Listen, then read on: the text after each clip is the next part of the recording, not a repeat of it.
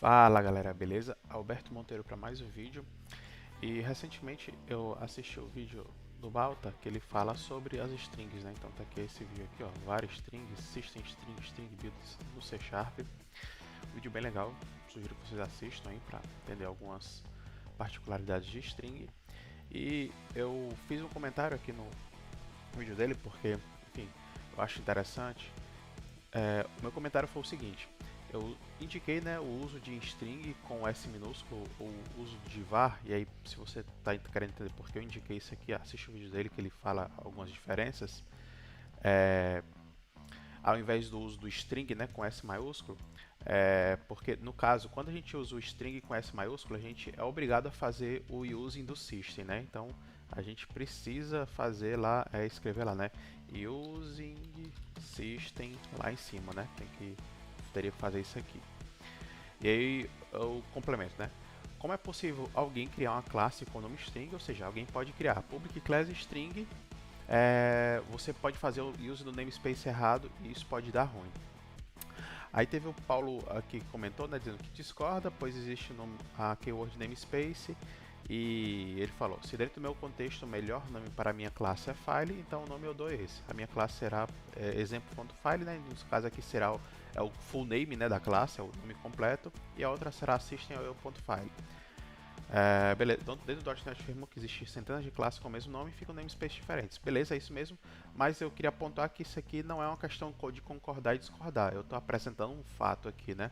E talvez eu não tenha conseguido deixar tão claro para as pessoas que estão lendo aqui, né? E aí a ideia do vídeo é justamente tentar trazer essa clareza aqui. E aí o Balto comentou aqui, né? O Using System já está no Global Use, no .NET 6 e C Sharp 10, então não teria esse problema. Eu também achava isso, né? Eu concordava com o Balta, mas aí por decidir gravar esse vídeo aqui e demonstrar isso aí, eu acabei testando se isso aqui era realmente verdadeiro e infelizmente não é, né? Então a gente ainda pode ser trollado por causa disso mesmo, ainda usando já esses recursos novos do C Sharp 10 com .NET 6, né?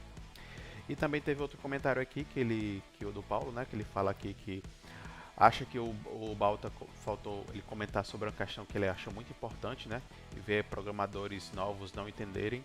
E aí ele comenta aqui, né, criando um string XPTO com um valor qualquer por debaixo dos panos é exatamente isso que acontece, né? E ele fala string XPTO é igual a new string, passando o Paulo aqui.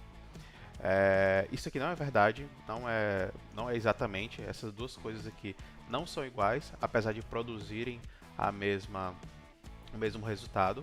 Então, por exemplo, se você tem 1 vezes 2 e 1 mais 1, os dois produzem o mesmo resultado, mas são operações diferentes, executam de forma diferente, né? Então, não é porque o resultado final é o mesmo que aquelas operações são exatamente a mesma coisa, né? Então, essas operações são diferentes e essa aqui, inclusive, é mais lenta. Portanto, string XPTO Paulo cria uma nova instância de objeto string. Beleza, isso aqui é perfeito, é verdade. E esse aqui também cria uma instância, né?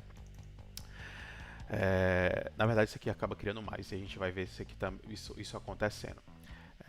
Então beleza, vamos aqui pro vídeo, né?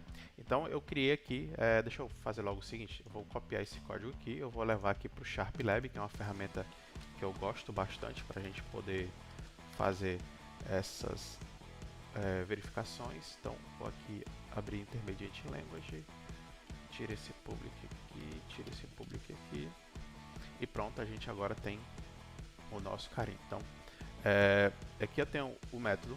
Deixa eu dar aqui para release, né, para a gente ter um códigozinho mais otimizado. Então, esse aqui é o código do meu normal, ó, tá aqui o normal. E o normal ele se resume aqui em 3 operações, né?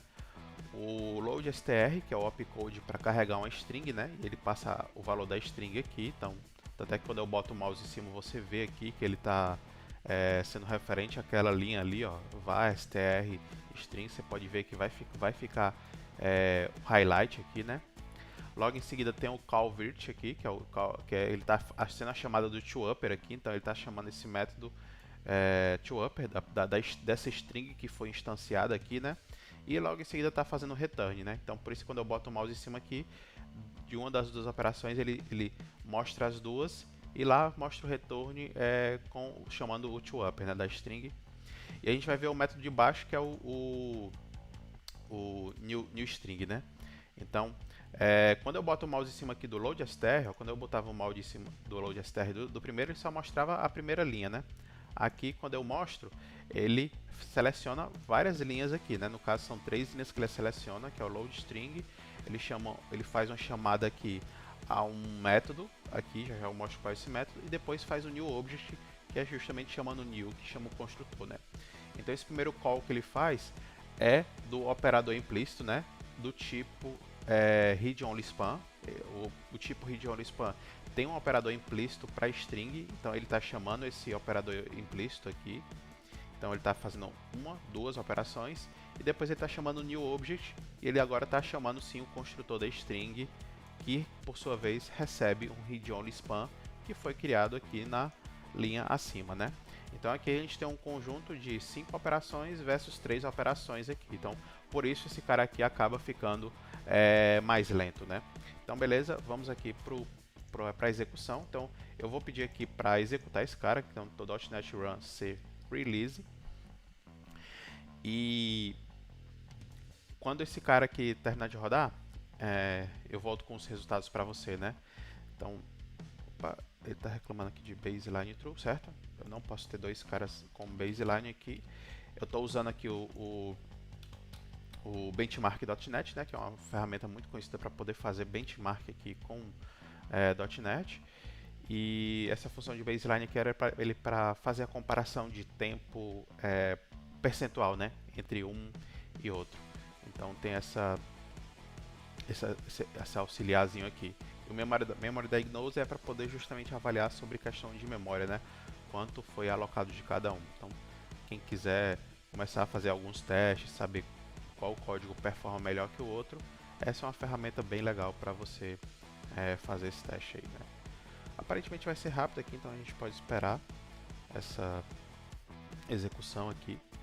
E o site que eu estava mostrando ali para vocês é o SharpLab, né? Então o SharpLab é um site bacana que a gente consegue verificar essas diferenças aí, né? E vamos lá, pronto, tá aqui. A gente está com o método, tá aqui, normal, né? Que é esse primeiro aqui, ele executou em 38 nanosegundos e alocou aqui 48 bytes de memória, né? O newString, que é o segundo lá, que de acordo com o Paulo é que isso aqui por debaixo dos panos é exatamente isso, e a gente vê aqui que não, e viu no SharpLab que não, executou em 53 nanosegundos, alocou mais que o dobro de memória aqui, né? E aí aqui a gente pode ver o ratio aqui, que é justamente por causa do baseline, que esse cara aqui foi 38% mais lento, né? Então assim, é uma diferença de performance aqui realmente muito baixa, né? Porque a gente está falando de nanosegundos aqui, mas isso denota que já mostra que não são operações que são iguais, né? E caso você esteja numa aplicação de missão crítica que tem um hotpath aí muito acessado e tal, precisa realmente trabalhar de performance, enfim, é um ponto aqui que se você precisa realmente criar um string, não crie desse jeito aqui. Crie dessa forma aqui, que aí você vai ter menos problemas de performance, né? Então, isso aqui mata aquele comentário ali que diz que os dois caras são iguais, né? Então, vou passar para outra parte aqui do artigo, do vídeo, né? Que era comentando sobre aquela questão da string, né? De poder sobrescrever a string. Então, eu vou só comentar esse código aqui e aí eu vou jogar ele aqui para baixo. E eu vou fazer o seguinte, eu vou usar a string com S maiúsculo aqui, então nome igual a Alberto, e logo em seguida eu vou dar um writeLine nesse nome aqui. Então vou só limpar aqui porque o meu Visual Studio é cheio de reclamações aqui, eu configurei ele assim, né? Tanto é que ele está reclamando aqui do string com S maiúsculo porque eu botei a opção aqui de reclamar para isso, né? Eu gosto de usar var, então por isso que ele reclama. Então tá aqui Text Editor, C Sharp, Code Style e tá aqui, ó. Por isso que ele está reclamando aqui, ó, esse erro aqui. Então por enquanto eu vou botar só a sugestão aqui nesse vídeo para ele ajustar aí. Então vamos lá, não ajustou não. Então vamos lá se eu mexer no cara certo. tá aqui, na verdade é o cara de baixo. Pra ser esse cara aqui, suggestion, ok. Ainda assim, aparentemente ele não atualizou, né? Deixa eu ver se fazendo alguma edição aqui ele... Pronto, esse aqui ele permitiu e com S maiúsculo... Pronto, com S maiúsculo ainda está reclamando aqui. Bom, enfim, vamos rodar só aqui o código, né? Não vamos... Eu sei que o código está rodando, então vou dar um run aqui para a gente ver que ele está funcionando. Ele vai imprimir Alberto agora, né? Então tá aqui, imprimiu aqui, ou seja, isso aqui não é um problema de compilação. Ou seja, nosso código está funcionando aqui, né? E o que foi que eu pontuei? A gente pode criar uma classe chamada string, né? E é isso que eu vou fazer aqui. A gente pode criar uma classe com esse nome string. Então, new class. Vamos botar esse nome de class de string aqui. E não vou fazer nada. Vou só salvar tudo aqui e vou rodar de novo aqui. Nosso código continua funcionando. Mas é o seguinte, eu vou mudar o namespace agora e vou botar o namespace system. Não tem nada que me proíba de fazer isso. É um código válido que eu posso fazer aqui. E vou executar de novo. Na hora que eu dou o .NET Run, a gente já vê que o resultado aqui foi diferente, né? Ele já está reclamando aqui, ó. Eu não posso fazer a conversão explícita de string para system string, que é esse meu tipo aqui. E aí agora, a gente vai fazer o seguinte brincadeirazinha aqui. Eu vou fazer public static implicit operator de string que recebe string e aí vou retornar uma instância de mim mesmo e vou fazer um override aqui do toString e esse S vai ser minúsculo. Novo valor. Pronto, beleza. Tá reclamando aqui porque eu não estou usando o parâmetro. Beleza, tudo bem. Vou dar um .NET Run. Agora nosso código testou, mas olha o que ele imprimiu. Novo valor, ou seja, essa minha string aqui não foi a string que foi impressa aqui no terminal, né? Na verdade, ela se perdeu, né? Porque ela chegou aqui, ninguém usou ela, beleza. Essa string se perdeu aí no vácuo, né? A gente vê que existe realmente essa problemática, né, da gente passar a string aqui diferente, né? Apesar do cara ele tá dando ordem aqui, ó, cara, isso aqui. E eu tô usando C# 6 aqui, né? Então, C# 6 não, tô usando C# 10 com .NET 6, usando implicit users, e mesmo assim a gente acabou sofrendo do mesmo problema, né?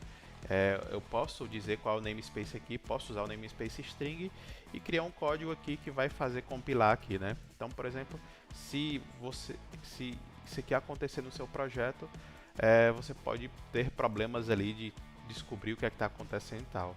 E aí, por isso, lembrando que se eu mudar aqui para o S minúsculo ou para o var, isso aqui resolve.